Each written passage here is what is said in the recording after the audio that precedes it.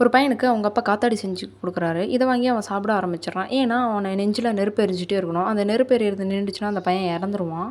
இதே மாரி அவனும் வளர்ந்து சாப்பிட்டுட்டே போயிட்டே இருக்கான். நெஞ்சில நெருப்பு எரிஞ்சுட்டே இருக்கணுன்ட்டு அவன் வீட்ல இருக்க எல்லா பொருளையுமே சாப்பிட ஆரம்பிக்கிறான். அப்படி சாப்பிட ஆரம்பிக்கும்போது, அவங்க அப்பாவுமே அவன் சாப்பிடுற எல்லாத்தையுமே கரெக்ட் பண்ணிட்டே இருக்காரு.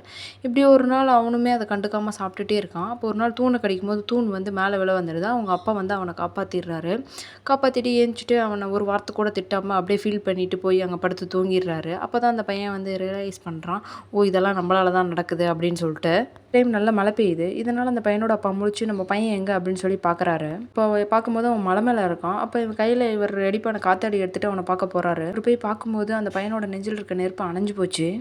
ஒரு அசைவும் இல்லாம நின்னுட்டு இருக்கான். அதனால அவங்க அப்பா அவன ஊதி அவன் நெஞ்சில நெருப்பு வர வைக்க பார்க்குறாரு. நெருப்பு மொத்தமா ஆஃப் ஆனதுனால அவரால எதுவுமே பண்ண முடியல. அடுத்து அந்த காத்தாடி அந்த பையன் நெஞ்சில வைக்கிறாரு. அந்த டைம் பார்த்து காத்தடிக்குது. காத்தடிக்கிறோனே அந்த பையன் முழிச்சு பார்க்குறான். அவங்க அப்பா ரொம்ப ஹாப்பி. அந்த பையனும் ஹாப்பி.